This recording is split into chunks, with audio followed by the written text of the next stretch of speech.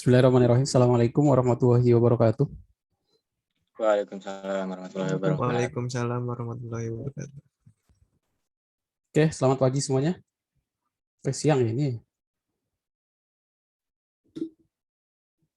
Selamat siang semuanya.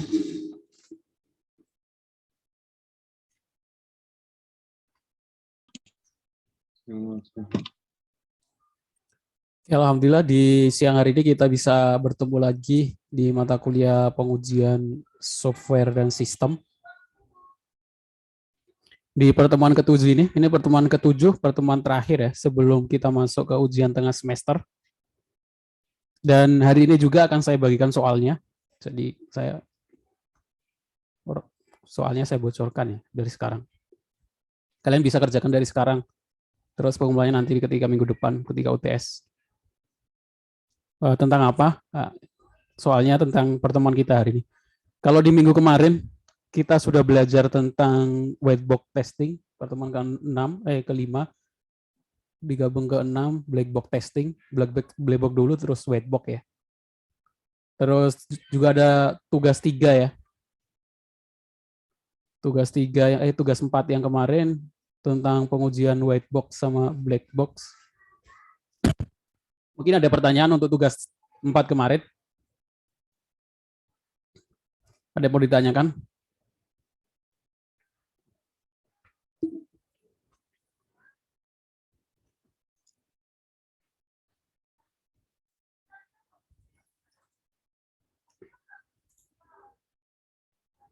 Silakan kalau ada yang mau ditanyakan. Tugas 4. Enggak ada. Jadi dari tugas 4 sih saya harap kalian sudah tahu. Maksudnya sudah paham nanti ketika tugas akhir atau skripsi. Ketika tugas akhir atau skripsi di bab 4 itu ada pengujian sistem. Kalian sudah paham langkah-langkah yang harus dikerjakan. Terus pengujiannya itu bagaimana. Kalian bisa menggunakan black box testing, whiteboard testing, terus nanti akan dibagi alpha testing sama beta testing. Nanti juga ada penjelasannya di hari ini, alpha testing, beta testing. Terus langkah-langkahnya bagaimana ya kalau nyebar kuesioner itu bagaimana, terus pembagiannya, proses perhitungannya, kan sudah ada contohnya di tugas yang skripsi, tugas akhir orang lain itu ya. Dari situ kalian bisa implementasikan di topik kalian skripsi nanti, semester depan kan. Sekarang udah semester 7 kan sekarang? Kalian? Betul, Pak. Ya, betul ya. Jadi saya harap kalian tentukan topiknya dari sekarang. Mumpung masih ada mata kuliah dari saya, kalian boleh nanya ke saya tentang mau topik tentang apa, mau cari referensi judulnya tentang apa, nanti saya kasih referensi lah. Kalau bisa dari semester 7 ini, karena tinggal semester depan, kalian sudah menemukan topik, kalau bisa sudah nyicil pekerjaannya dari awal. Penulisan latar belakang, pendahuluan gitu ya. Dimulai dari sekarang. Nah, tapi sebelum itu kan kalian tentukan dulu topiknya. Kemarin di minggu kemarin sudah saya jelaskan bagaimana menentukan topik. Kalau pembuatan sistem itu ya saya sarankan fokus ke pengujiannya. Ada pengujian whitebox testing, black box testing, boundary value analysis dan lain sebagainya itu ya kemarin. Ditambah hari ini ada materi tentang UAT, user acceptance test. Kalian bisa gunakan juga sudah banyak topik gitu ya. Tinggal kalian mau buat sistem tentang apa, kalian lakukan pengujian, cari jurnal referensinya terkait, kalian buat dalam satu laporan, ajukan, sudah kalian langsung proses ke pembuatan aplikasi, pengujian, udah harusnya nggak ada masalah di skripsi. Karena sekarang sudah semester 7, semester depan semester 8, nggak terasa, waktu itu terasa cepat ya. Kita aja pandemi udah hampir 2 tahun, 1,5 tahun lah, nggak terasa sama sekali. Apalagi yang cuma 1 semester ya, 6 bulan. Kalian pasti akan menemukan namanya skripsi nanti ngambil apa. Skripsi nanti ngambil apa. Daripada bingung nanti kan, bingung sekarang aja gitu kan. Kalian nggak pikirkan sekarang, semester 8 juga akan kalian temukan masalah ini, topik skripsi nanti ngambil apa.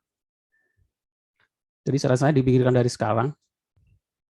Jadi kalau saya sih biasanya memikirkan itu nggak harus duduk sambil kerjain sesuatu sambil mikirin juga nggak apa-apa ya. Sambil kalau kalian melakukan butuh perjalanan, di tengah perjalanan atau sambil dipikirkan, baca-baca berita gitu kan, menemukan topik gitu ya. Saya juga baru menemukan topik penelitian hanya karena baca berita. Bentar, saya kasih contoh. Karena dosen juga punya kewajiban untuk melakukan penelitian ya, 1 semester sekali. Kalian cuma sekali dalam satu kuliah ya. Tadi saya baru gara-gara baca di Twitter saya lihat ada orang mau bunuh diri, terus dicegah sama tukang supir bis gitu ya. Jadi ada kejadian ini saya sharing bagaimana menemukan ide penelitian hanya dari baca gitu. Bermodalkan HP dari baca, saya bisa menemukan ide penelitian gitu. Bagaimana? Sebelumnya saya lihat di Twitter, bentar, dari sini dulu. Dari awal banget. Saya like soalnya. Tab suka. Oh, ini.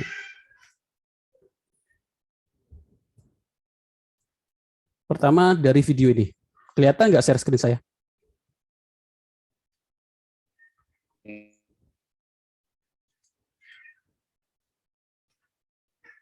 Kelihatan?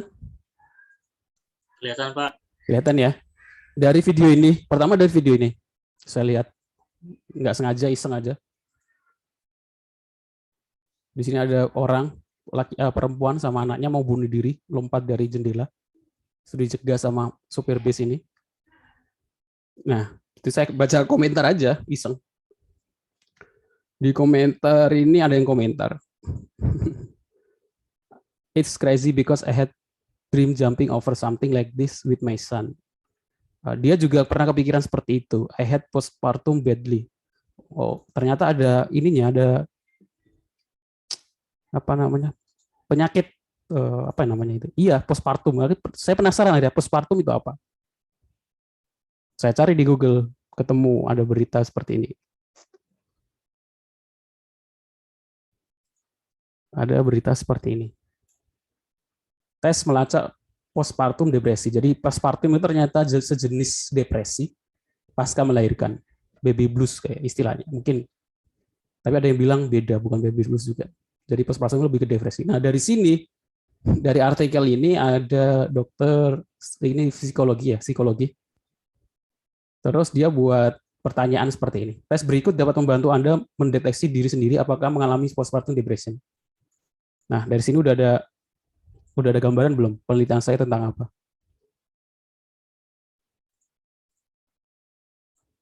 Kalian boleh ambil juga sih kalau pengen implementasikan ke sistem kalian. Bilang aja ke saya. Jadi biar nggak saya pakai juga. Oh, ini ada yang nanya. Bentar, nanti saya jawab.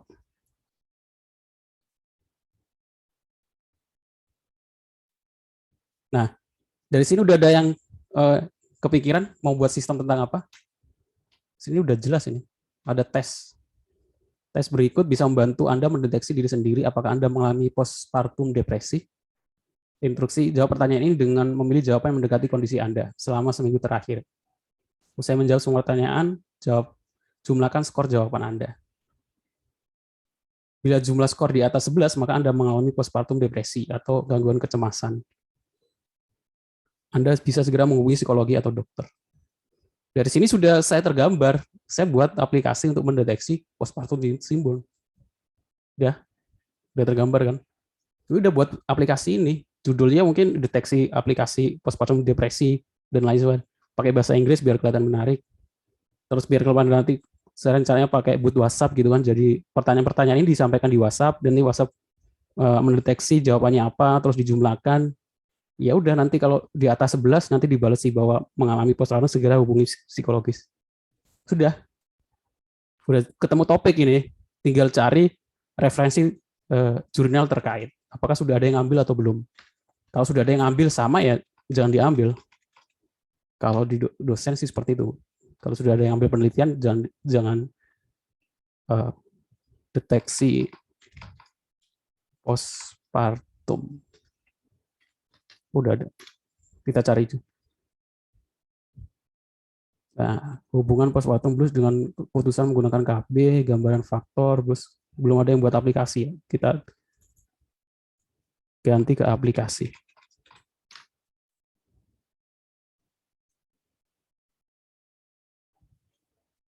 Nah, kayaknya belum ada. Apalagi tambahan aplikasinya dalam bentuk boot WhatsApp ya. Jadi siapa saja bisa mengakses, terus ada saran gitu kan, ada outputnya seperti itu. Ini mau saya tingkatkan ke dalam bentuk penelitian jurnal, ditebutkan di paper seperti itu ya. Sudah ada gambaran. Seperti itu. Tadi sampai mana ya saya? Itu contoh ya, contoh bagaimana saya menemukan ide penelitian, saya menemukan sesuatu yang nggak saya pahami, postpartum tadi, terus saya search, oh ternyata ada depresi, terus cara deteksinya ada pertanyaan-pertanyaan, ya udah kebanyakan sih kalau buat sistem itu dari sesuatu yang biasanya manual ya, pertanyaan-pertanyaan diisi manual, kita ganti ke sebuah pertanyaan itu ke sistem, jadi boleh dalam bentuk aplikasi web atau kalau saya lebih mudah biar nggak harus buat tampilan dan lain sebagainya, tinggal back end-nya saja. Back end ini kadang saya pakai Google Spreadsheet gitu kan. Yang penting bisa dipakai, ya pakai boot WhatsApp. Jadi sama seperti boot kuliah tadi, nanti ada pertanyaan-pertanyaan, di total kalau jumlahnya di atas 11 tadi, berarti ada indikasi bahwa mengalami postpartum syndrome.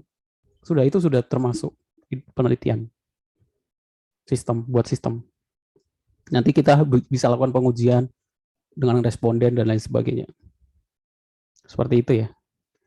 Terus ini ada yang nanya, saya sudah dapat topik buat skripsi, tapi saya bingung mulai dari mana sedangkan judul yang saya ingin bahas tidak ada di mata kuliah sekarang.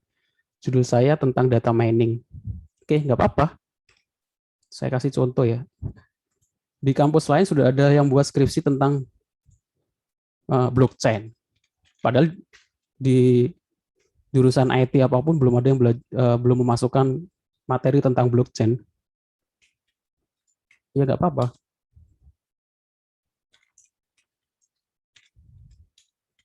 Malah dosen akan tertarik. Ya.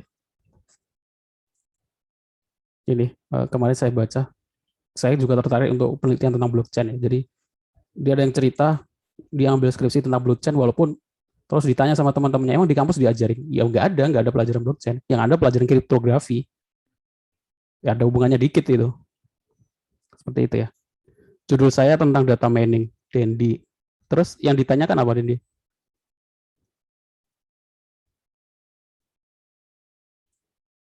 Saya sudah ada topik buat skripsi. Kalau sudah ketemu topik, terus data mining, cari referensi, cari jurnal yang terkait dengan referensinya gitu. Data miningnya tentang apa? Cari di Google Scholar.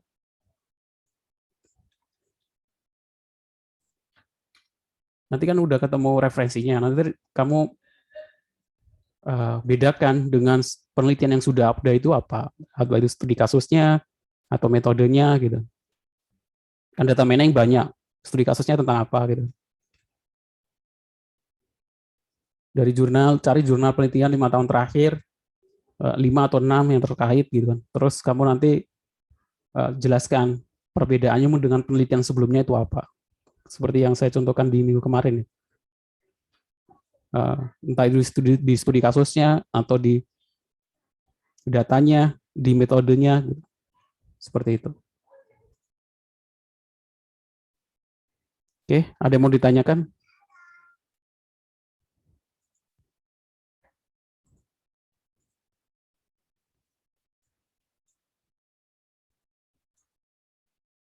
Jadi saya harap dari sekarang ya, kalian sudah tentukan topik. Topik penelitian, fokusnya mau di mana. Saya harap sih seperti itu. Nanti kalau sudah nggak ada kuliah, kalian udah jarang ketemu dosen, nggak ada ini waktu untuk konsultasi gitu kan. Kalau sekarang kan mungkin ada pertemuan, ada mata kuliah, kalian boleh tanya-tanya, mungkin saya mau ambil topik ini ditanyakan ke dosen-dosen yang ngajar di kelas kalian gitu. Kalau nanti udah semester 8, apalagi udah mau ambil mata kuliah semuanya, terus nggak ada kuliah lagi gitu kan, terus tinggal ngambil skripsi, kalian kan nggak ngikut mata kuliah lagi, jadi mau tanya-tanya juga nggak enak gitu kan, sudah nggak ngajar lagi gitu. Seperti itu. Oke. Selanjutnya saya masuk ke pertemuan ke-7, yaitu user acceptance test. Nah, kalau kemarin kita sudah bahas tentang pengujian white box sama black box, di sini ada pengujian lagi. Nah, kalau di sini karena di sini ada kata-kata user, pengujian ini fokus di pengujian user. Jadi bukan pengujian fungsional, sebenarnya seperti itu. Dia nggak mendeteksi kesalahan fungsi dan lain sebagainya. Dia fokus ke user. User itu bisa menggunakan atau enggak. Menurut user, aplikasi yang kita buat itu bagaimana? Seperti itu. Termezzonya user acceptance test, UAT, during user acceptance test, when the user can find the right button in front of them. Jadi kadang pengujian itu kan kita lakukan di depan user ya. Ini kalau gambar pertama. Terus kita lihat gitu kan, user mencoba-coba, terus ternyata ada button yang user aja nggak tahu gitu kan, cari buttonnya mana gitu. Nah itu yang itu akan jadi masukan buat kita. Kenapa user nggak bisa menemukan button yang sudah ada di depan gitu kan? Itu jadi pertanyaan. Entah gambarnya terlalu kecil atau kurang nggak ternotis. Nah itu salah satu pengujian dalam user acceptance test. Terus ini gambar kedua, ini semuanya bukan saya yang buat ya, saya cari di Google.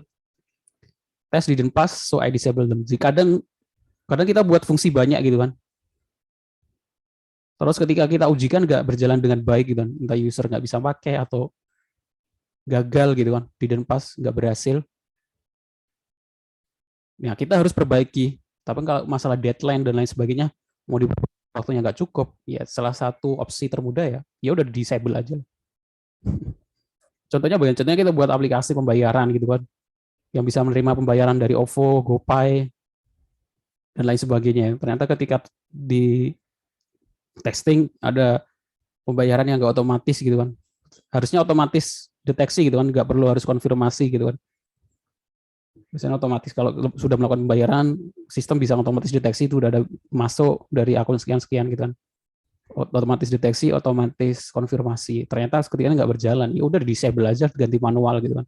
Jadi nanti usernya yang ngecek kalau ada, adminnya yang ngecek kalau ada transfer masuk, ya udah atas nama ini, oh ya udah di enable gitu, diterima gitu, pembayaran diproses. Tapi itu juga nggak baik ya, yang baik ya diperbaiki gitu sampai selesai, baru dirilis. Kalau dirilis masih ada kendala ya akhirnya jadi manual gitu, biasanya seperti itu. Ada meme-nya seperti ini contohnya. Di gambar 2, ini gambar 1 ya, nanti. Ini meme juga saya dapat kemarin dari Twitter. Ketika kamu akan mengimplementasikan sebuah fitur, jadi kita buat aplikasi, kita ada fitur, tapi deadline besok harus rilis, ternyata belum selesai, harus banyak yang harus dikerjakan. Contohnya di gambar ini ya. Dari tampilan aja live, tapi dalamnya tetap manual gitu kan. Gambarannya seperti itu. Kalau ini juga kalau sudah ada yang nonton film ini, dokumentasi Netflix, Billionaire Dollar Code, ada yang sudah nonton? Film dokumentari. Belum, Pak. Belum ya? Tapi langganan Netflix, kebanyakan anak sekarang langganan Netflix ya. Ini di Netflix sih, mungkin kalau streaming di tempat lain juga ada. Billionaire Dollar Code itu bagaimana? Jadi sebelum Google Earth itu dirilis oleh Google tahun 2011, ada sebuah startup di Jerman tahun 94 itu sudah buat Google Earth yang mirip, namanya Art & Com tahun 94. Nah kalau waktu tahun itu komputer udah belum secanggih sekarang ya, jadi dia buat seadanya gitu kan, bisa, yang penting bisa jalan. Nah ternyata di tahun 2011 itu, 2008 rilisnya itu, Google Earth muncul gitu kan, dan mirip. Ternyata salah satu pendirinya di TerraVision ini pernah datang ke Silicon Valley terus cerita masalah tentang buat ide. Terus dia ngaku bahwa akhirnya ini masuk ke pengadilan. Jadi orang Jerman ini menuntut hak cipta masalah Google Earth, tapi tetap kalah sih. Alasannya juga masuk akal karena Google Earth ini gratis, ngapain masalah cipta gitu kan. Itu yang jadi masalah juga. Tapi di film ini banyak yang bisa kalian ambil ya. Salah satunya ini masalah kalau deadline. Jadi namanya TerraVision sih nama startupnya. TerraVision itu iya udah dia punya ide untuk buat Google Earth tahun 94 itu udah punya ide. Itu bahkan 91. Tapi dia nggak punya komputer canggih, nggak punya lain. Akhirnya dia buat proposal, dikirimkan ke Telkomnya Jerman. Terus ditanya kira-kira bisa nggak? Dia nggak bisa jawab sih. Tapi dia yakin bahwa kalau ada dana dan dibelikan komputer yang bagus, dia akan berusaha untuk buat. Artinya sama diceritanya sih seperti itu sama Telkom Jerman ini dikasih dana berapa juta dolar Jerman gitu ya. Jerman mata uangnya apa ya? Karena dikasih waktu setahun untuk buat. Nah, namanya programmer biasanya ya orang manusia juga kadang kalau kita dikasih waktu seminggu untuk buat tugas, pertama leha-leha dulu ya. Baru setelah itu deadline bingung gitu. Sama ceritanya juga dikasih dana akhirnya dia buat kantor, beli komputer canggih, ngerjain pegawai selama 1 tahun, selama 8 bulan, 10 bulan itu dia foya-foya gitu ya, nggak fokus ke aplikasi, diceritanya seperti itu. Setelah hampir seminggu atau 2 minggu dia baru bingung ini, aduh gimana nih, belum jadi ternyata selama setahun itu dia. Motoran, dia mah aktif. Tadi motoran. Karena saya mood dulu. Jadi setelah kurang lebih sebulan atau berapa minggu itu sebelum harus presentasi kepada Telkom Jerman karena yang ngasih uang, karena dia janjikan untuk buat aplikasi itu kan, belum berhasil, gagal terus itu logika bagaimana menampilkan gambar biar nggak pecah gitu kan. Jadi kalau di situ algoritma pengolah citranya dari gambar paling atas terus di zoom itu nggak pecah. Di komputer tahun itu sangat susah, pasti pecah dan komputernya berhenti ngehang gitu. Akhirnya baru malam hari sebelum presentasi baru ketemu ide setelah programmernya atau kepala programmernya itu namanya siapa lupa saya sampai masuk rumah sakit ya karena sakit memikirkan ini. Baru kalau diceritanya tuh sehari sebelum presentasi baru tahu idenya ketemu, oh harusnya seperti ini tapi nggak ada waktu. Akhirnya pakai meme seperti ini, kalau udah deadline itu ya diakalin saja gitu. Akhirnya diakalin. Jadi janjinya itu aplikasi ini bisa menampilkan seluruh bumi lewat dari atas terus di zoom gitu kan. Akhirnya diakalin sama yang punya ide. Ya udah diakalin itu apa namanya? Diakalin di pemimpin-pemimpin apa usernya itu petinggi Telkom Jerman itu dicari tahu apa namanya? Lahirnya di mana, tinggalnya di mana, terus main tenisnya di mana, olahraganya di mana, tanggal lahirnya di mana, kampungnya di mana gitu. Jadi yang nampilkan nggak nampilkan seluruh bumi, belum berhasil tampilkan tempat-tempat tertentu. Jadi nanti di dikira-kira yang mungkin ditanyakan sama sama ini yang punya dana itu dari Telkom itu akhirnya sudah berhasil, akhirnya presentasi dia ngomong kalau ini bisa melihat semua tempat lokasi di bumi. Sebenarnya enggak, akhirnya ditanya, Bapak ini asalnya dari mana gitu kan. Soalnya dari desa ini, terus dia tampil, oh, padahal udah disiapin pertanyaan apa tempatnya itu udah disiapin. Jadi seperti itu. Nah, itu ceritanya sih. Kalian bisa lihat di Billionaire Dollar Code. Intinya seperti itu. Intinya walaupun kadang emang kalau sudah deadline, ya apa saja yang penting jalan. Yang bisa diambil seperti itu. Terus ya masalah hak cipta. Sekarang sih sudah ada pengajuan hak cipta perangkat lunak ya. Beberapa teman saya juga yang buat aplikasi atau sistem itu diajukan hak ciptanya di Haki, nanti dapat sertifikat hak cipta. Jadi kalau ada yang memalsukan atau yang jual orang lain, kita bisa klaim. Oke. Selanjutnya saya harap sih semuanya setelah mengikuti perkuliahan ini tertarik untuk apa namanya fokus di pengujian sistem. Jadi kalau software development sih udah bagian dari pekerjaannya untuk testing ya. Dan kalau enggak kalau bisa sih ikut grup-grup user software testing banyak di Facebook, Telegram dan lain sebagainya. Sekarang saya masuk ke user acceptance test. Ini ada video penjelasan what is user acceptance test berbahasa Inggris. Saya terjemahkan dalam bahasa Indonesia pakai subtitle. Mungkin bisa nggak tahu, ada suaranya nggak?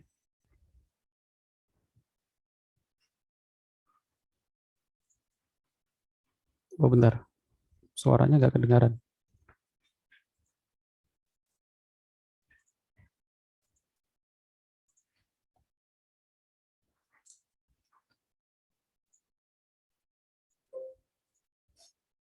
final validation for BAS UAT is the final validation of the entire flow of financial processes in Workday by also known as user acceptance testing, also known as UAT, is the final validation of the entire flow of financial processes in Workday by end users. It is intended to focus on the user experience, is based on business requirements, and highlights key areas that may need additional training. UAT differs from end-to-end testing as it is primarily focused on department-level interaction with Workday. UAT is not intended to test functionality, as this was the focus of end-to-end testing. UAT is also not intended to capture any new requirements. During UAT, end users will complete scenarios that test and validate the following: production-ready security of Workday financials, business processes for each major process, system notifications like progress and approvals, accounting results, and integrations required with other systems to complete processes, like how Cayuse and Workday integrate to complete some grant processes. UAT will be predominantly made up of main and backup testers from each department to ensure maximum representation while managing workload. UAT will begin after the close of end-to-end testing in March 2021 and will span over 4 weeks. Testers will need to take the following prereq learnings prior to UAT. Workday Basic Navigation, which can be found in the Workday Hub, Workday Financial Management Overview, as well as Workday Financial Management 2, which can both be found in Trojan Learn. UAT is essential in the success of the Imagine program, as it is the last phase of the testing cycle.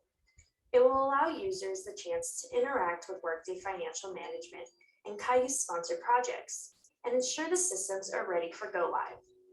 Your participation is greatly appreciated. For more information, please go to imagineprogram.us. Oke. Tadi sekilas tentang pengujian uji pengguna ya, user test. Nah, kalau tertarik, kalian bisa ikuti forum-forum di media sosial. Salah satu kelompok yang fokus ke software testing itu ada namanya Indonesia Software Quality Assurance, ISQA. Ada YouTube-nya, terus ada Instagram-nya juga, Facebook Pack juga ada halaman Facebook-nya, terus ada website-nya, ada Google Podcast-nya juga. Kalian bisa ikuti. Terus siapa tahu dari situ kalian menemukan topik, salah satu topik untuk pengujian nanti di skripsi. Peluang sekarang sudah mulai banyak. Kalau dulu itu mungkin dianggap software testing siapapun bisa melakukannya. Ternyata sekarang sudah ada automatic software testing, ada metode-metodenya, dan kadang ada tim khusus untuk bagian software testing. Kalau tadi saya pernah dengar salah satu di podcastnya, salah satu yang sekarang jadi pekerjaannya adalah software testing. Pertama emang dia lulusan IT tapi nggak terlalu passion ke kode ya, coding. Akhirnya dia cari referensi, ternyata software quality assurance ini nggak terlalu fokus ke coding, tapi fokus ke pengujian sistem. Walaupun ada codingannya nanti kalau pengujiannya secara otomatis ya, menggunakan tool. Oke. Sekarang baru masuk ke teori, penjelasannya dulu sebelum nanti saya kasih contoh pengerjaan UTS-nya. User acceptance test adalah jenis pengujian dilakukan oleh klien. Jadi melakukannya adalah klien. Jadi dia termasuk pengujian beta ya, orang luar. Kalau pengujian alpha itu untuk orang internal.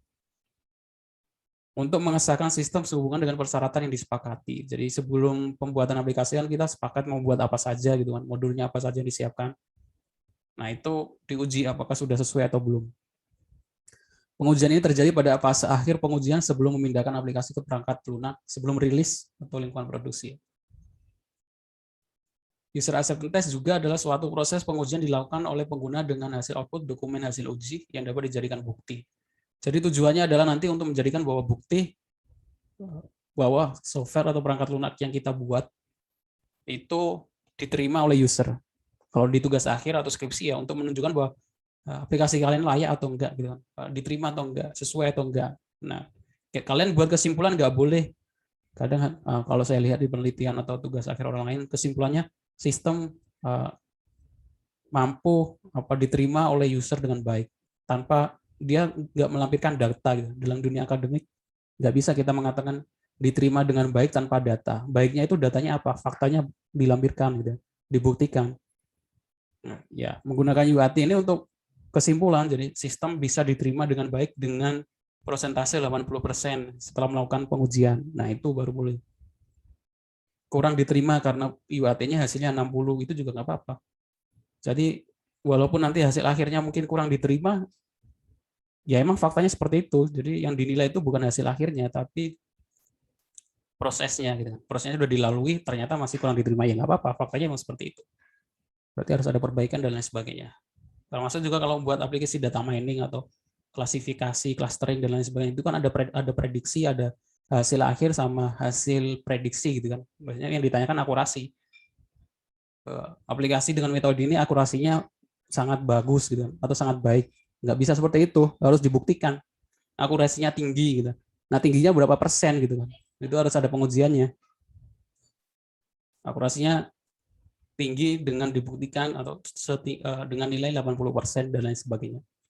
Jadi kalau dalam tugas akhir seperti itu. Harus ada nilainya. Nah, nilai itu diambil dari kuesioner, terus implementasi atau pengujian gitu dan lain sebagainya. Yang terakhir user acceptance test adalah testing pada tahap akhir yang dijalankan untuk mengetahui apakah masih terdapat cacat atau enggak pada aplikasi software yang dikembangkan. User acceptance test atau uji penerimaan pengguna adalah suatu proses pengujian oleh pengguna yang dimaksudkan untuk menghasilkan dokumen yang dijadikan bukti. Tadi sudah saya penjelaskan ya, bahwa ini adalah sebagai bukti bahwa software telah dikembangkan dapat diterima oleh pengguna. Dengan buktinya apa? Ya setelah dilakukan user acceptance test, nilainya 80% gitu kan, dan lain sebagainya. Tinggi itu ya di atas 80, 85 gitu. Kalau cuma 60 ya cukup, 70 juga cukup. Proses UAT didasarkan pada dokumen rekrutmen yang disepakati. Maksudnya apa? Dokumen rekrutmen itu dokumen yang kebutuhan user itu apa di awal gitu. Jadi kalau kita developer, terus ada user, ya ketemu sepakat membuat sistem tentang apa, biasanya lewat poin ya. Poin pertama sistemnya tentang apa, poin kedua apa, tiga apa gitu kan. Lalu itu dikerjakan, diuji. Nah, untuk menguji poin-poin yang sudah dibuat di awal ini sudah berjalan dengan baik atau enggak gitu. Kalau kurang baik ya dievaluasi, dikerjakan lagi. Kalau butuh tambahan ya ditambahkan dan lain sebagainya. Kalau butuh dikurangi ya boleh dikurangi. Proses dalam UAT adalah pemeriksaan dan pengujian terhadap pekerjaan. Memastikan item pada dokumen rekrutmen yang diuji, menguji semua sistem yang memenuhi keperluan pengguna. Jadi ini dari sisi pengguna ya, bukan kalau Whitebook kan sampai ke fungsi logika dan lain sebagainya. Kalau UAT ini hanya untuk pengguna itu bisa nerima atau enggak. Jadi bukan fungsinya, walaupun fungsinya gagal atau ada yang error, tapi kalau pengguna nerima ya tetap jadi nanti akhirnya akan outputnya diterima dengan baik. Gitu. Makanya kadang pengujian nggak cukup dengan satu aja, nggak cuma user acceptance test aja. Nanti digabungkan dengan white box testing, digabungkan dengan black box testing. Hasil dari UAT adalah dokumen yang menunjukkan bukti pengujian berdasarkan bukti. Nah, berdasarkan pengujian inilah yang dapat diambil kesimpulan. Nanti saya kasih contohnya. Dokumen dapat berupa kuesioner, uji test case. Ya paling mudah emang kuesioner.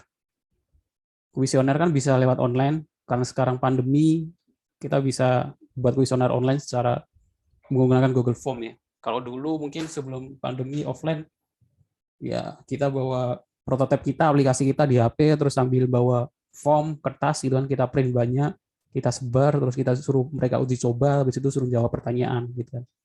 Tapi sekarang karena online ya lewat Google Form. Nah, nanti untuk mengakses aplikasi yang diujinya ya dikasih link. Nah, untuk UTS nanti yang diuji adalah aplikasi di tugas 3. Aplikasi prototipe tugas 3 itu kalian lakukan uji user acceptance test. Makanya saya minta untuk tugas 3 prototyping, walau saya nggak harus nggak minta untuk menggunakan Figma ya, nggak mewajibkan Figma, tapi gunakan apapun tapi yang bisa diakses oleh orang lain gitu. Tujuannya apa? Ya, tujuannya ini nanti ketika kalian melakukan kuesioner, orang lain bisa mengaksesnya. Bisa coba-coba dulu, habis itu jawab beberapa pertanyaan untuk mengetahui apakah aplikasi kalian diterima atau enggak. Sekarang masuk ke pengujian alfa dan beta penjelasannya, walaupun kemarin sudah saya singgung dikit ya. Jadi pengujian alfa biasanya terjadi di lingkungan pengembang dan biasanya dilakukan staf internal. Jadi perbedaannya, nah, untuk alfa itu pengujian yang dilakukan staf internal yang bagian development gitu kan. Nah makanya kadang kalau rilis gitu kan aplikasi langsung ke beta gitu. Aplikasi betanya. Artinya ada alfanya dilakukan ke pengembangnya itu sendiri, orang internal, staf internal gitu. Kalau kalian ikuti contohnya WhatsApp ya. Sekarang ada WhatsApp beta gitu kan. Kalian belum pernah mengenal WhatsApp alpha ya, karena alphanya dilakukan staf internal.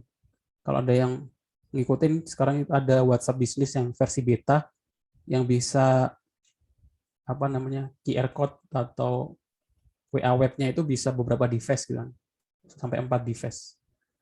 Kalau yang lama itu kan, yang rilis resmi yang WhatsApp WA bisnis resmi yang lama gitu kan, ketika kita akses lewat web, WA web, QR code-nya itu cuma di satu device. Ketika kita login di device lain, login yang device lama akan logout gitu kan. Nah, yang terbaru, yang versi beta yang terbaru bisa sampai 4 device ya. Jadi nggak perlu logout. Seperti itu. Biasanya ini sangat perlu, kadang diperlukan ke customer service gitu. Jadi customer service perusahaan-perusahaan yang usernya ada banyak itu kan, yang kadang masuk sampai 20 orang pertanyaan gitu kan. Kalau yang jawab cuma 1 orang kan bingung. Jadi biasanya usernya WhatsApp customer service terus dibuka ke, padahal 1 akun gitu kan, dibuka oleh banyak customer service CS gitu kan. Nah, karena yang nanya banyak, nanti otomatis ada sistem yang di tengah bagi pertanyaan ini muncul ke sini, pertanyaan ini muncul ke sini dengan 1 nomor gitu kan, biar lebih mudah. Nah, kalau pengujian beta juga dikenal sebagai pengujian lapangan, berlangsung di lingkungan pelanggan atau user ya, melibatkan beberapa penguji ekstensif oleh kelompok pelanggan yang menggunakan sistem di lingkungan mereka. Pengujian beta ini kemudian memberikan umpan balik yang pada gilirannya mengarah pada peningkatan produk. Mungkin ada yang sadar gitu kan, kalau sering pakai aplikasi apapun, entah itu e-commerce, Facebook, YouTube, Gmail dan lain sebagainya, biasanya akan ini kan apa, kuesioner gitu kan. Muncul kuesioner tadi YouTube gitu kan, entah di Facebook, e-commerce, Shopee dan lain Shopify, kita biasanya ada kuesioner, disuruh jawab gitu kan. Nah itu termasuk dari pengujian beta untuk menerima masukan dari pengguna. Biasanya kan ada pertanyaan, walaupun nggak diwajibkan, kadang jawabnya salah-salah juga. Tapi kan yang isi banyak, jadi diambil rata-ratanya mungkin bisa diambil ini apa namanya, dapat jadikan umpan balik feedback. Untuk peningkatan, tujuannya adalah untuk peningkatan produk. Nah, pengujian alfa dan beta dilakukan sebelum perangkat lunak dirilis. Makanya ada rilis aplikasi versi beta gitu kan. Itu belum rilis resmi ya. Walaupun bisa digunakan gitu, lancar, tapi itu masih versi beta, belum rilis resmi gitu. Nanti ada satu rilis resmi yang fix gitu, yang betanya nanti udah nggak dipakai lagi. Jadi ya jarang ada sistem apa aplikasi atau perangkat lunak yang langsung rilis resmi. Ya ada juga, tapi mungkin dia melakukannya di lingkungan internal saja. Tapi kebanyakan sih kalau perusahaan besar biasanya versinya beta dulu, sebulan 2 bulan, kadang sampai tahunan juga kalau yang banyak yang evaluasinya gitu kan. Habis itu baru rilis resmi gitu. Bisa resmi, bisa lewat YouTube, bisa ngundang wartawan dan lain sebagainya, bisa rilisnya seperti itu. Sama seperti rilis ganti nama Facebook gitu kan. Facebook sekarang udah ganti nama menjadi Meta. Meta ini sebenarnya terdiri dari Facebook, WhatsApp dan lain sebagainya.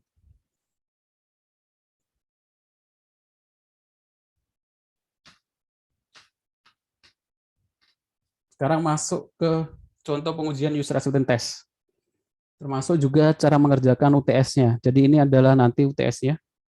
Yang kalian kerjakan itu apa? Ini contohnya. Contoh pengujian user acceptance test untuk menguji tanggapan responden terhadap game edukasi. Ini contoh pengujian sebuah perangkat lunak dalam bentuk game edukasi yang akan dirilis. Maka dilakukan pengujian dengan memberikan 4 pertanyaan kepada 30 responden siswa.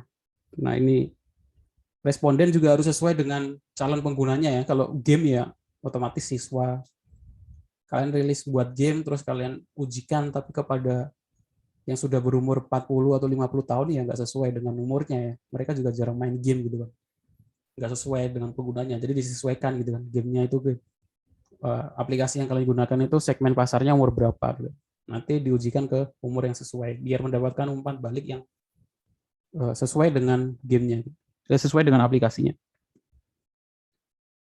Di mana jawaban dari pertanyaan tersebut dapat ditingkatkan, dapat dipilih sebagai berikut. Yang pertama, apa yang dilakukan?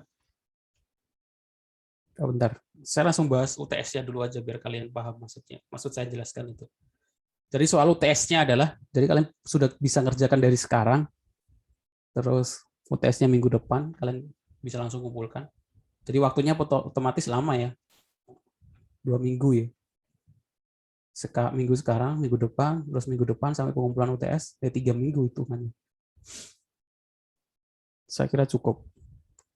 Pertama buat laporan, sampul, dan judul.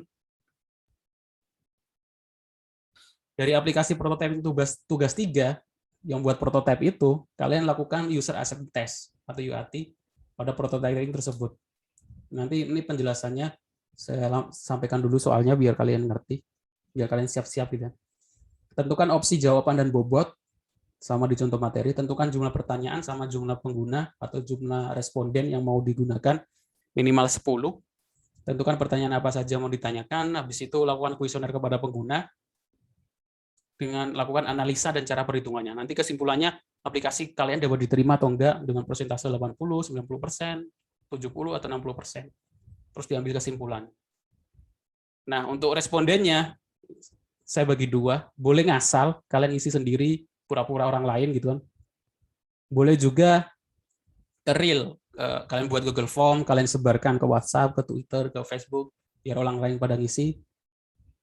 Nah, kalau yang real, melakukan kuesioner dengan responden, dapat poin plus daripada yang asal. Jadi nanti lampirkan juga link Google Form-nya sama spreadsheet-nya untuk membuktikan bahwa kalian benar-benar buat Google Form, termasuk juga screenshot Google Form-nya ya.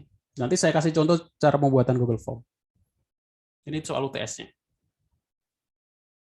Jadi otomatis kalian kerjakan dulu tugas 3, baru kalian bisa ngerjakan UTS-nya. Seperti itu. Bagaimana cara ngerjakannya? Saya kasih contoh. Jadi jangan lakukan selain yang saya contohkan. Karena sudah saya kasih contohkan, harusnya mudah sih. Pertama, buat tabel komponen pilihan jawaban.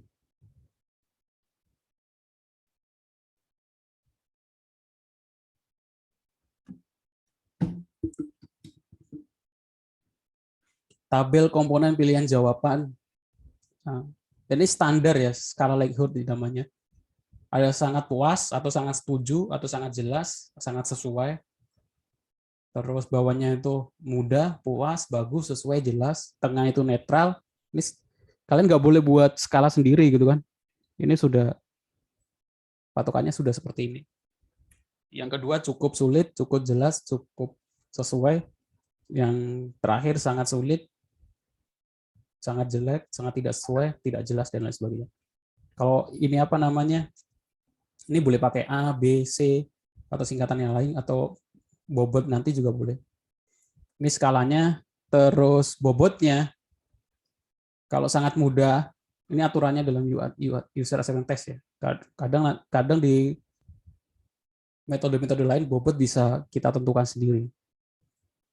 Nah, bobotnya ini dari yang paling baik itu 5, berkurang sangat baik, sangat bagus, sangat mudah, sangat sesuai, sangat jelas, itu poinnya 5. Kalau cuma mudah, bagus, sesuai, jelas gitu 4, habis itu yang tengah-tengah netral itu 3. Kalau cukup sulit, cukup sesuai, itu poinnya 2. Yang lain sangat sulit, sangat tidak sesuai, sangat tidak jelas, poinnya 1.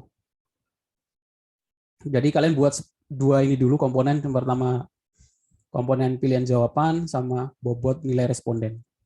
Oke, sampai di sini bisa dimengerti?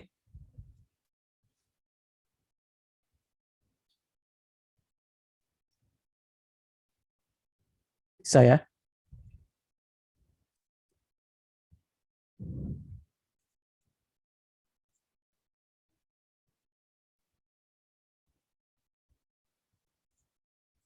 Oke, selanjutnya setelah itu kalian ke pertanyaan, tentukan pertanyaannya. Nah, menentukan pertanyaan itu bagaimana? Menentukan pertanyaan itu kalian pikirkan dulu aspek apa saja yang ingin kalian nilai dari aplikasi tersebut. Contohnya seperti ini ya. Di pertanyaan pertama, kalau kalian bisa ini baca, share screen saya kelihatan kan? Terbaca kan? Kelihatan, Pak. Oke.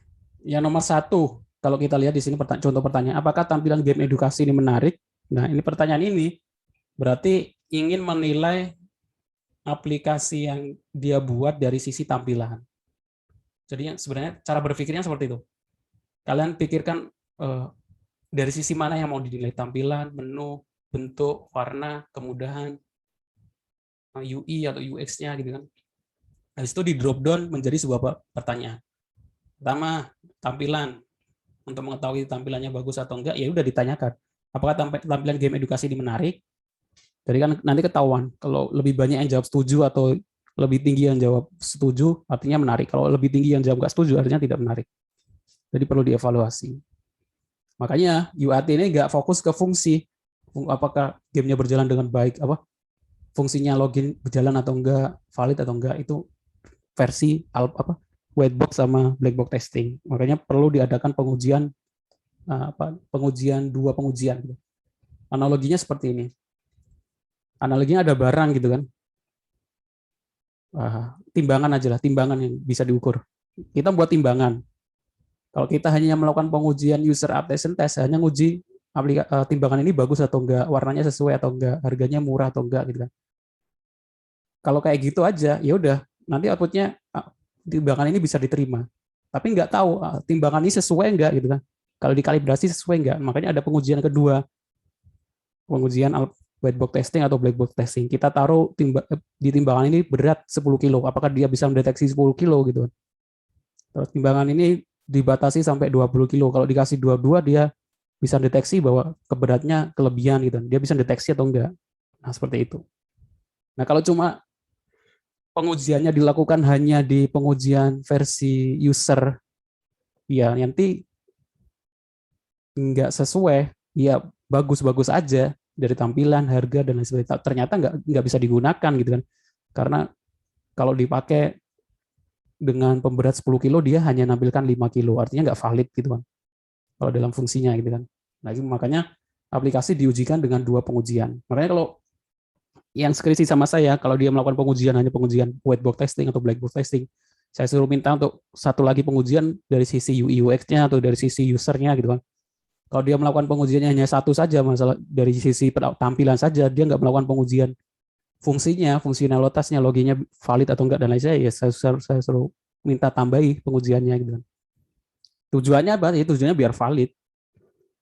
Karena itu dalam dunia akademik gitu ya. Kalau di real mungkin nggak sesuai, mungkin ya tergantung developernya bisa dilakukan pengujian atau enggak gitu kan. Apakah yang penting jalan gitu kan. Nah, tapi itu kan akhirnya kualitasnya beda gitu kan. Nah, itu kadang membedakan kenapa kayak seperti handphone gitu kan, iPhone lebih mahal terus lebih banyak yang nyukai, ya dari sisi itu ya paling penggunaan dia memikirkan bahannya dan lain sebagainya. Yang lain memikirkannya yang penting jalan gitu. Yang penting bisa nelpon, yang penting bisa SMS, tapi nggak memikirkan aspek yang lain. Kalau memikirkan aspek lain nanti jadi barangnya pasti kualitasnya beda gitu. Walaupun sama-sama fungsinya sama. Oke. Terus pertanyaan kedua, apakah menu-menu game edukasi ini mudah dipahami? Berarti ini untuk mengetahui apakah menu itu bisa berjalan dengan menu itu mudah dipahami atau enggak ya, masalah user experience gitu. Terus apakah materi game edukasi ini mudah dipahami? Ini dari sisi materi gamenya. game ini sangat menarik untuk dimainkan, dan pertanyaan-pertanyaan yang lainnya. Jadi setelah kalian menentukan komponen jawaban sama nilai responden, bobot nilai responden, habis itu baru menentukan jawaban. Pertanyaan. Ya minimal 5 ya, jangan cuma 2 atau 3. Kalau di aturannya sih nggak ada batasannya gitu. Tapi kan ya jangan dikit-dikit banget lah. Kalau semakin banyak sih semakin bagus gitu. Berarti semakin banyak aspek yang dinilai. Terus di sini itu ininya apa namanya? Kalau di kuesioner nanti di Google Form isiannya, responden jawab sebelah mana gitu. Ini kalau bentuknya offline kita buat seperti ini terus kita print, kita sebarkan gitu kan. Terus nanti kita ambil lagi setelah diisi gitu. Tapi kalau dengan online Google Form ya nanti ada isiannya. Saya kasih contoh nanti pembuatan Google Form-nya. Oke. Setelah itu kalian sebar, setelah disebar otomatis kan ada yang isi ya. Kalau di UTS sih minimal 10 ya. Kalian boleh sampai sebanyak-banyaknya 20, 30, 40, 100 gitu. Satu kelas ini kan udah ada 30-an ya. Kalau ngisi punya temennya masing-masing kan udah 30. Apalagi kalau ditambah kalian share di kelas lain, share di Twitter, di media sosial kalian, semakin banyak yang ngisi. Apalagi kalau kalian pakai kasih hadiah, biasanya kan kalau kalian pernah lihat isi kuesioner gitu kan, terus diminta masukkan nomor telepon karena nanti apa namanya yang beruntung, salah satu yang beruntung mendapatkan saldo OVO atau GoPay gitu, 20.000, 50.000. Tujuannya biar semakin banyak yang ngisi gitu kan. Kalau nggak ada kan orang juga kadang malas. Kalau seperti itu kan mungkin siapa tahu ada yang sebelumnya malas ngisi jadi tertarik untuk ngisi. Nah setelah ngisi semuanya otomatis ada jawaban. Nah jawabannya kalian backup dalam bentuk Excel gitu biar mudah. Di Word juga nggak apa-apa. Kalau di Word kan kalian ngitungnya tetap manual. Kalau di Excel kan bisa otomatis. Dari 8 pertanyaan ini kemudian akhirnya mendapat jawaban ya. Pertanyaan pertama yang jawab sangat setuju 12, B 11, C 8, 3, 2. Kalian backup semuanya. Terus kalian hitung prosentasenya. Kalau kita lihat di sini, pertanyaan pertama yang jawab sangat setuju adalah 33%. Oke, sekarang pertanyaannya, bagaimana cara menghitung persentase? Bagaimana muncul angka 33% ini? Ada yang mau jawab? Cara ngitung persentase gimana?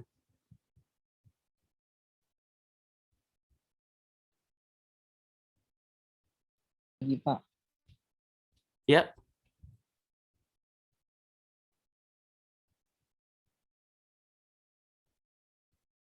Ada yang bisa jawab?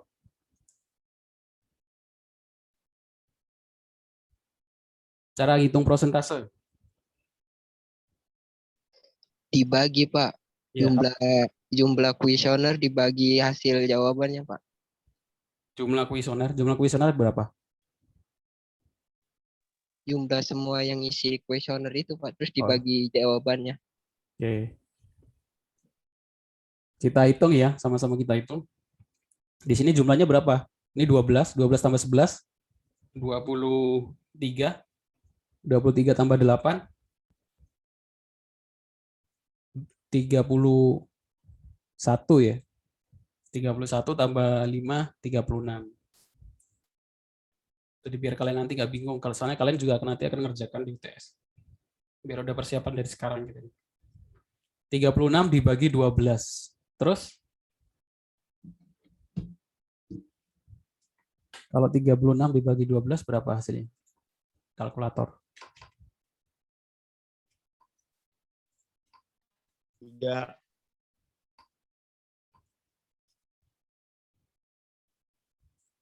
36 dibagi 12 ya. 3. Ini kan jawabannya 33. Oke, ada yang tahu? 12 dibagi 36, Pak. Dikali 100. Oh, kebalik berarti. 12 dibagi 36 dikali 100. 12 dibagi 36 dikali 100. Ya. 33,333 digenapkan menjadi 3. Oke, sudah tahu ya caranya? 12 yang jawab A berapa dibagi total yang jawab kalikan 100. Seperti itu ya. Nanti kalian hitung juga yang lain. Kamu gunakan Excel, tinggal di drag, tarik semua, udah jadi. Oke, sampai sini masih bisa ngikutin?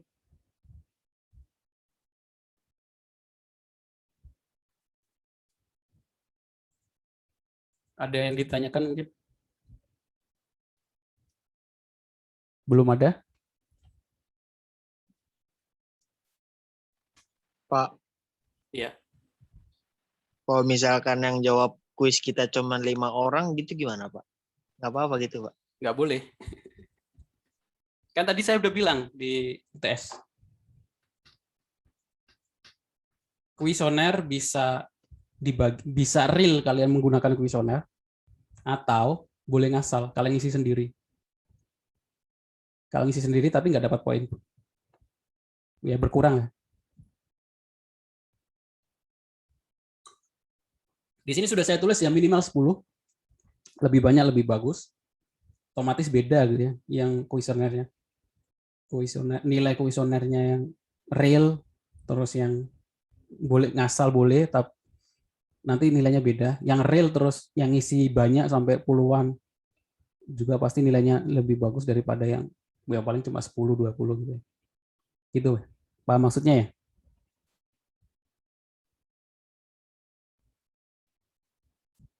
Makanya saya kasih tahu soal UTS-nya dari sekarang. Rencananya sih dari minggu kemarin, saya lupa. Jadi semakin banyak, semakin lama.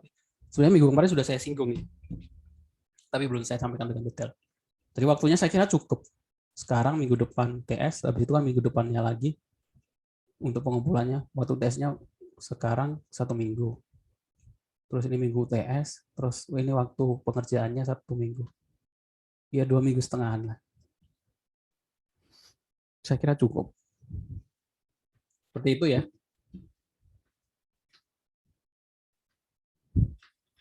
Oke, setelah kalian hitung prosentasenya, langkah selanjutnya apa? Ini belum selesai ya. Belum selesai, ada langkah selanjutnya. Data yang didapat di atas diolah dengan mengkalikan setiap poin jawaban dengan bobot yang sudah ditentukan sesuai dengan tabel bobot nilai jawaban. Jadi tabel bobot tadi yang di awal, ini kan bobot 5, 4, 3, 2, 1. Kalau di versi ini, yang harus kalian kerjakan sekarang, itu bobotnya emang sudah nggak bisa dirubah, bobotnya tetap sini. Jangan kalian buat bobot sendiri. Karena nanti di metode yang lain atau teori yang lain ada juga yang hampir mirip seperti ini, nanti bobotnya sesuai kita ya, bobotnya itu sesuai penulis. Kalau penting nanti tinggi, kalau nggak terlalu penting nanti rendah gitu. Ada juga nanti kita bahas di pertemuan setelah UTS. Nah setelah itu kita kalikan dengan bobot. Tadi kan yang jawab nomor 1 jawab A atau yang sangat setuju 12 ya. Kita kalikan dengan bobot 5, yang jawab B kita kalikan dengan bobot 4, yang jawab C kita kalikan dengan bobot 3, yang jawab D kita kalikan dengan 2, yang jawabnya kita kalikan dengan 1. Akhirnya muncul angka baru, dikalikan bobot masing-masing, habis itu dijumlah. Akhirnya muncul jumlah ini, tiap bobot, tiap pertanyaan. Oke. Udah ya? Ini langkah selanjutnya, langkah pertama, kedua, langkah keberapa ini? Setelah itu baru kita analisa, nanti akan muncul persentase dari tiap pertanyaan atau tiap sisi gitu ya. Habis itu buat analisa. Analisa pertanyaan pertama. Dari tabel di atas coba dilihat bahwa jumlah yang nilai responden adalah 36. Untuk pertanyaan pertama, rata-ratanya itu 136 ya. Jumlah totalnya 136 ini dengan yang dari 36 responden. Habis itu kita cari rata-ratanya dengan 136 kita bagi 36, jawabannya 3,7. Nah, untuk mengetahui prosentasenya, prosentase nilainya adalah 3,7 bagi 5. 5 didapat dari mana? 5 didapat dari skala tadi ya, skala sangat setuju, setuju, tidak setuju itu kan ada 5. Nanti dikalikan 100. Akhirnya muncul nilai 74%. Artinya apa? Dari sisi pertanyaan pertama, yaitu penampilan, penerimaan user terhadap penampilan itu 74%. Cukup, belum sampai ke bagus banget. Kalau bagus banget ya di atas 80, 85, 90 ya. Kalau 74 cukup lah. Kalau perkuliahan nilainya 70 kan dapatnya B. Seperti itu. Di analisa seperti ini di semua jawaban. Ini pertanyaan pertama. Terus pertanyaan kedua, dari 36 responden, totalnya 128, setelah dikalikan bobot, terus rata-ratanya 128 bagi 36, 3,5, 3,5 kali 5, bagi 5 kali 100, 70%. Ini juga cukup. Pertanyaan kedua, dari sisi menu. Habis itu analisa pertanyaan ketiga, totalnya 129 dibagi 36, 3,6, persentasenya adalah 72. Seterusnya sampai semua pertanyaan. Seperti itu ya. Pertanyaan keempat, 76%. Pertanyaan kelima, 82, 80. Yang tinggi ini pertanyaan-pertanyaan dari kelima sampai ke 8 ya. 84, 84. Oke, dari situ baru kita ambil kesimpulan. Yang paling rendah itu apa? Terus kalian kasih kesimpulan analisa kenapa alasannya gitu kan.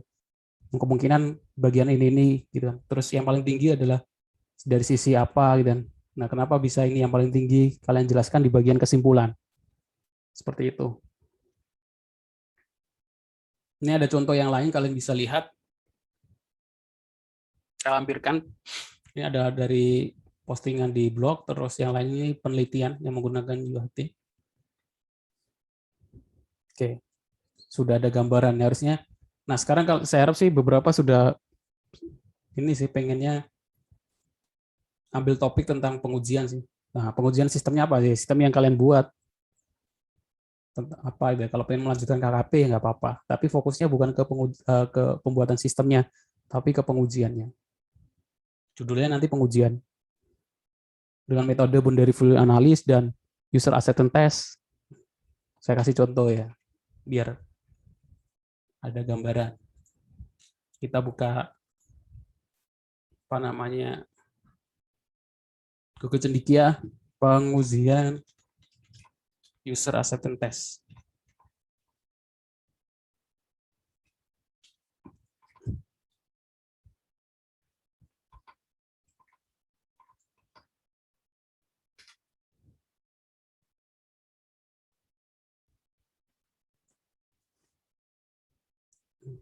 Ada juga yang UAT-nya itu gak dimasukkan sih, kayak teknik pengujian perangkat lunak ya. Jadi judulnya umum, pengujian perangkat lunak gitu ya.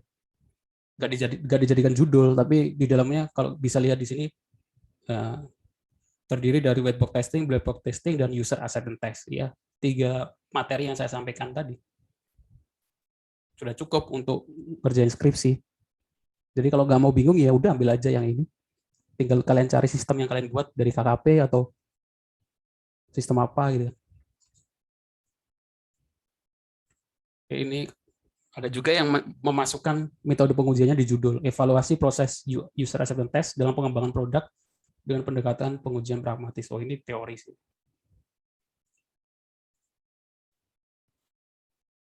Yang ada judul UAT-nya.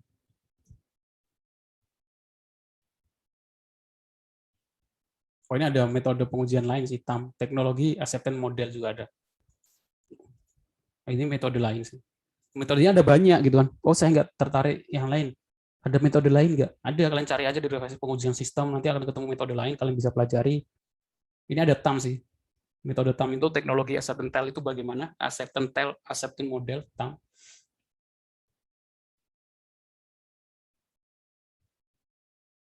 Mana yang UAT ya? Pengujian teknologi acceptance model. User acceptance test. Pengujian kurang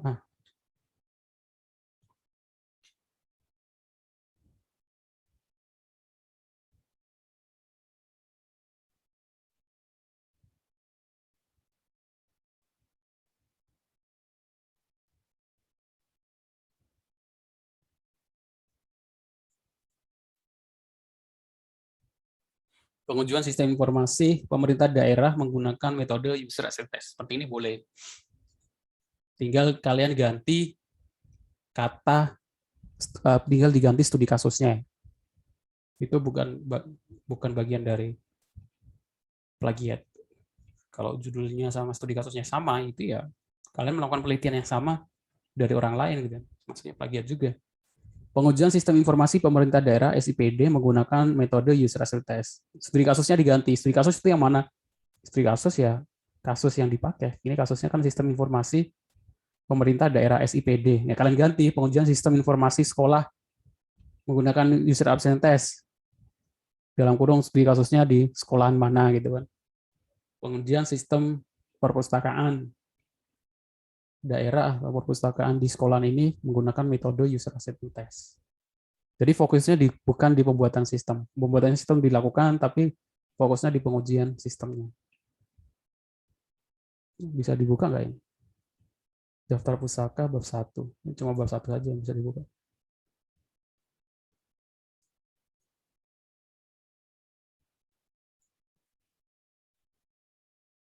Ini analisa penerimaan e-learning gitu kan. Kalimatnya bisa macam-macam.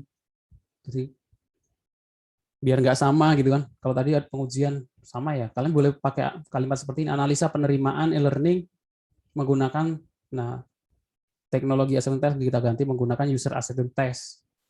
Studi kasus, universitas atau SMK, SMA gitu kan. Tinggal diganti studi kasusnya. Nah, kalau mengajukan judul skripsi, jangan langsung diajukan judulnya. Kalian buat dalam suatu Word, dokumen, judul kalian apa, terus kalian lampirkan dulu referensinya ini tentang pengujian kasus. Terus dari penelitian itu, saya pengen melakukan pengujian tentang penelitian tentang ini, berbeda dengan penelitian sebelumnya. Perbedaannya di bagian perbedaannya di bagian studi kasusnya atau di metodenya. Itu kemungkinan dosen akan oke, lanjut ke bab 1 gitu. Ini laporan PKL.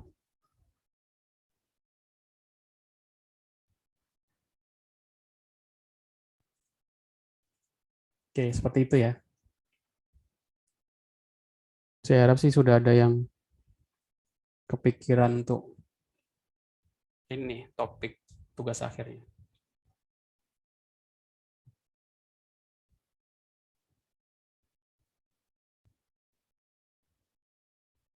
Ini 2020. Kenapa semuanya HTTPS-nya hilang? Pengujian sistem informasi.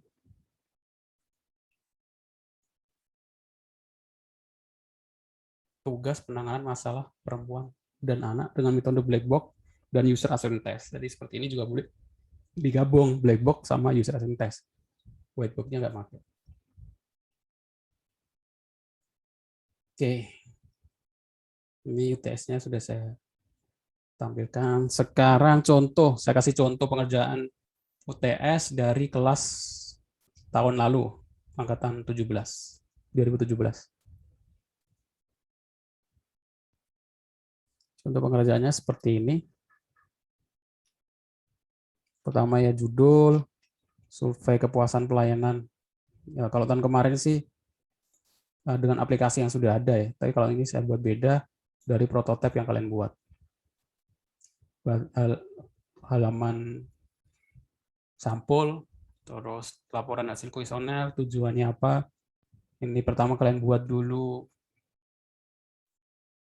ini skalanya, pilihan kuesionernya, terus bobotnya. Habis itu kalian lampirkan pertanyaannya. Nama email ini harusnya nggak perlu sih. Kalau penelitian itu harusnya anonim gitu kan. Nama itu nggak perlu ya. Kita kan nggak butuh nama koresponden juga gitu. Kalau jenis kelamin masih nggak apa-apa lah. Ini masalah keamanan data sih. Kadang orang nggak ada yang nggak ingin menampilkan namanya gitu kan. Jenis kelamin boleh lah. Terus nomor telepon kalau kalian pengen ngasih hadiah gitu kan. Suruh minta nomor telepon. Lalu itu baru pertanyaan apa saja. Setelah itu kalian buat persentasenya. Yang dia buat ditampilkan dulu dalam bentuk chart gitu ya. Boleh juga, nggak apa-apa, bagus. Habis itu buat tabel untuk persentase jawaban.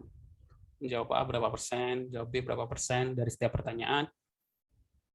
Ini pertanyaan ada 11, tabel jawaban dan respon yang telah diolah, habis itu dikalikan dengan bobot jumlahnya. Setelah itu dianalisa. Pertanyaan pertama berapa persen, 78. Pertanyaan kedua berapa persen, ini cukup rendah ya, 64%. Nggak apa-apa gitu kan.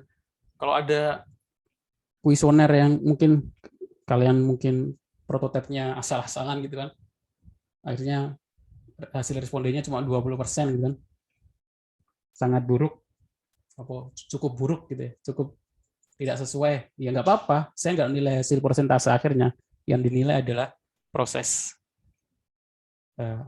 pengujiannya. Ya kalau faktanya cuma 20%, ya nggak apa-apa, 20% aja, sesuai fakta. Artinya itu sebagai masukan, jadi berarti ya prototip saya kurang bagus, itu perlu diperbaiki lagi. Tapi tetap saya nggak, hasilnya nggak mempengaruhi nilai UTS-nya nanti. Yang terakhir, jangan lupa kesimpulan. Terus jangan lupa lampirkan linknya. Jadi linknya jangan dihapus dulu, Google Form-nya. Nanti kalau dihapus saya nggak bisa akses. Sebelum dinilai, jadi kalau udah dinilai nggak apa-apa. Terus data spreadsheet-nya. Boleh juga lampirkan screenshot Google Form-nya seperti ini, yang di sini. Seperti ini. Kemudian lampirkan screenshot Google Form-nya sama linknya. Seperti itu ya. Oke, ada yang mau ditanyakan untuk UTS-nya?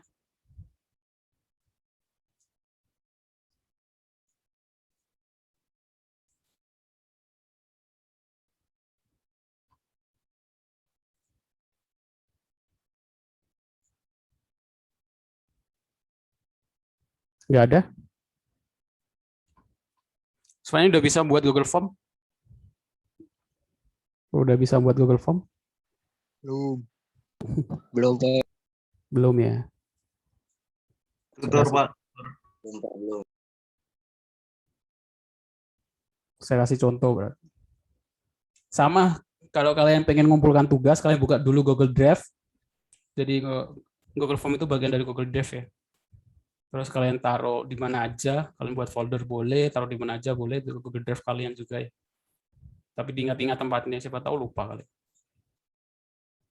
Naruhnya di folder mana. Tadi saya sudah buat di kelas lain, saya kasih contoh yang udah jadi aja. Yang belum jadi, dari sini kalian klik baru, kelihatan kan? Share screen-nya? Kelihatan, Pak. Kelihatan Pak. Ya. Setelah itu kalian klik baru, akan muncul, kalau ini buat folder, upload file, upload folder, Google Doc, dokumen, Google Spreadsheet, Google Slide untuk PowerPoint. Nah ini Google Form. Lainnya itu apa ya, nggak tahu saya. Google Gambar, Google Maps, Google Slide, Google Jamroot, Script, Google Apps. Ya kalian klik Google Formulir.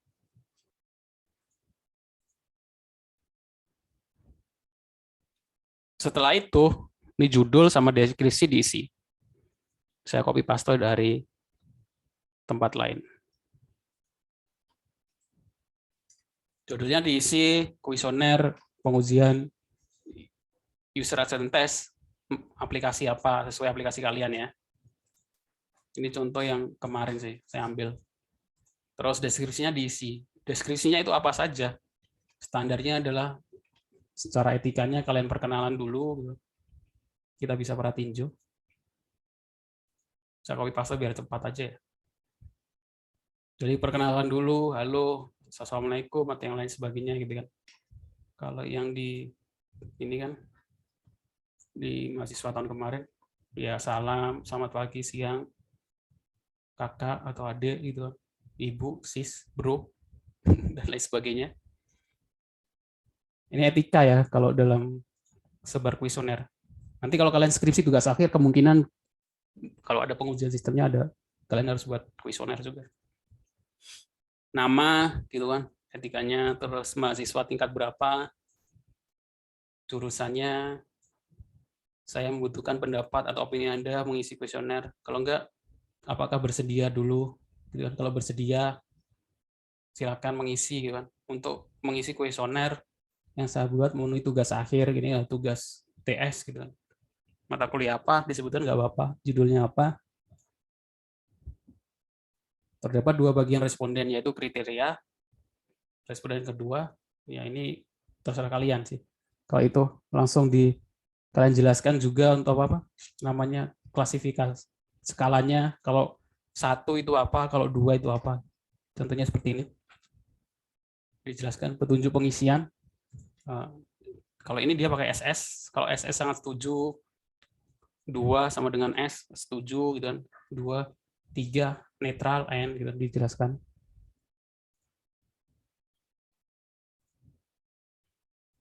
Ini ada nama email sih. Nama sama saya nggak perlu. Itu ngisi pertanyaan. Karena ini adalah prototipe, pengujiannya prototipe. Kalau pengujian aplikasi yang sudah ada ya, kalau pengujiannya adalah aplikasi e-commerce Shopee ya, kalian tinggal tanya aja apakah pernah menggunakan Shopee. Kalau pernah silakan ngisi kan. Kalau ini adalah pengujiannya prototipe ya, kalian yang tampilkan silakan kunjungi dulu prototipe aplikasi ini, gitu kan. Setelah itu baru ngisi. Makanya saya minta link prototipenya yang ditampilkan bisa diakses. Karena link prototipenya panjang, saran saya disingkat menggunakan Bitly boleh, SID juga boleh, S.id untuk menyingkat URL yang panjang. Ini kan URL-nya panjang ya. Kalau ditaruh di itu kan nggak bagus.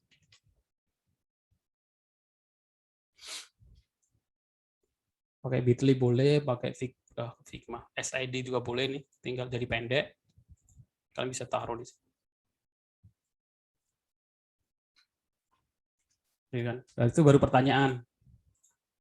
Pertanyaannya apa? Terus jawabannya pilih yang skala linear. Nah, ini 1 sampai 5. 1 sampai 5, 1 itu apa? 1 itu sangat tidak setuju ya. 5 sangat setuju. Ini centang wajib diisi. Kalau kita perhatiin Jo, nah itu kan seperti ini. Pertanyaan, dia kalau 1 ya sangat tidak setuju, 5 artinya sangat setuju. Otomatis kalian udah pernah ngisi kan kuesioner yang dosen ini, kinerja dosen. Udah sih. Nah untuk temanya bisa kalian ganti bagian ini, sesuaikan tema. Terus kalau pengen ngupload header, kalian pilih header, ganti headernya. Di sini ada bawaannya, atau kalian unggah foto sendiri nggak apa-apa. Ini header, makanan, pesta khusus anak-anak, pernikahan, ilustrasi. Saya kasih contoh ya, pilih header. Yang ada hubungannya sama aplikasi kalian. Buat header sendiri juga nggak apa-apa, terus tampilkan apa judulnya atau aplikasi kalian gitu kan, fotonya di sana. Terus warna temanya kalian ganti biru.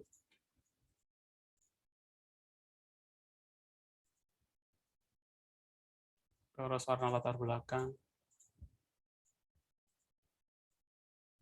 kayak font, forma, lucu, dan lain sebagainya. Udah. Di situ kirim, terus klik link, perpendek URL, udah salin, kalian sebar di WhatsApp kelas atau WhatsApp di media sosial, terus yang lain isi. Oke, kalau sudah ada yang isi, sebenarnya saya isi ya, contoh. Oke, nanti akan muncul di sini jawaban, nanti ada yang isi jawaban. Di situ kalian bisa ubah ke dalam klik gambar spreadsheet buat. Nah, akan muncul di sini. Ini karena harusnya ada nama gitu kan. Nama nggak ada sih, langsung ke jawaban. Nanti bawahnya jawaban apa? Pertanyaan, jawaban, pertanyaan, jawaban. Nah, nanti akan muncul di sini. di folder yang kalian buat Google Form-nya tadi, sama satu folder.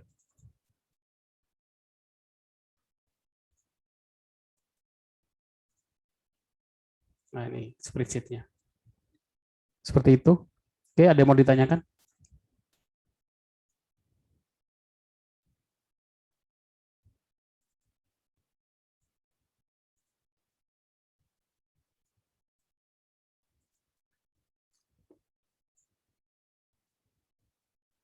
Ada yang mau ditanyakan untuk UTS-nya? Saran saya nyicil dari sekarang ya, tapi ini apa namanya, tugas 3-nya kalian buat dulu, selesaikan dulu. Kalau ada yang mau perbaiki juga nggak apa-apa. Kalau diubah boleh Pak, tugas 3-nya gitu. Boleh.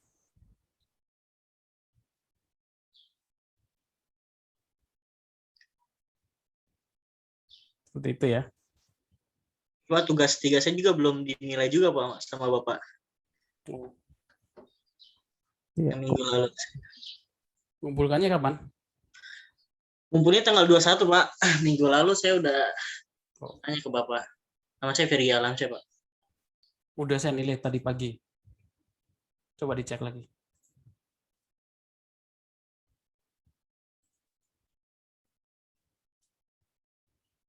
Tugas 4 ini. Tugas nilai sudah saya nilai tadi pagi. Ya mungkin yang kalau baru mengumpulkan siang tadi, mungkin belum kenilai.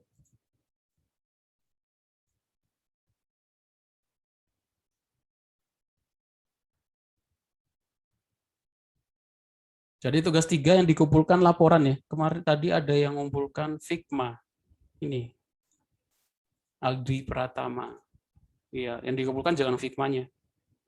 Terus dia yang dikumpulkan Figma project-nya juga, bukan prototipenya. Kita lihat ya. Iya.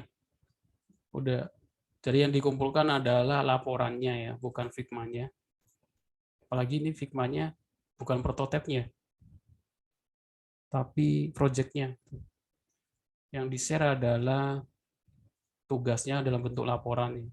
Terus kalian prototipe itu bagaimana, seperti ini linknya. Jadi malah project yang di-share. Nah, kalau prototipe ya kita yang lihat dalam bentuk tampilan di HP. Kalau kalian settingannya HP, kalau tablet ya bentuknya tablet ya. Seperti itu. Belum Pak, belum dinilai Pak di sini Pak. Dibuatnya. Kirgi. Iya Pak.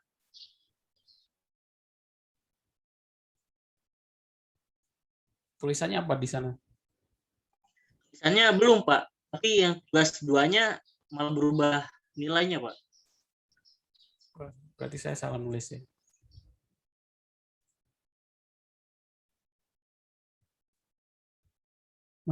Oke, ntar saya cek. Nanti saya cek lagi. Oke, ada lagi yang mau ditanyakan? Untuk deadline tempatnya berapa? Tanggal berapa Pak deadline-nya? Ini UTS ya, jadi sesuai. Jadi pengumpulannya nanti bukan di pengumpulannya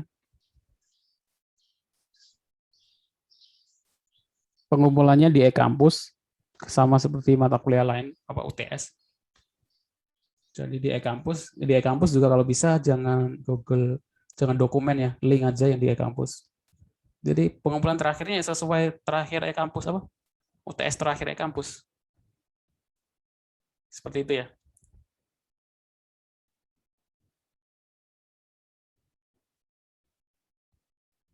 Oke, paham maksudnya? Karena ini adalah UTS, jadi pengumpulannya di e-kampus. Di e-kampus kan ada upload UTS kan bisa dalam bentuk dokumen sama link ya. Saya mintanya sih link aja. Kalau dalam bentuk dokumen itu saya kadang nggak bisa saya buka di e-kampus, maksudnya harus di-download dulu. Jadi kelamaan gitu, harus download dulu terus buka. Download satu-satu. Kalau menggunakan link, saya tinggal double klik nanti muncul seperti tugas di apa namanya? Seperti tugas kayak gini, jadi lebih mudah. Seperti itu ya. Oke, ada lagi yang mau ditanyakan? Ya, Virgi kayaknya saya salah input nilai ya. Ke tugas 2, harusnya tugas 3.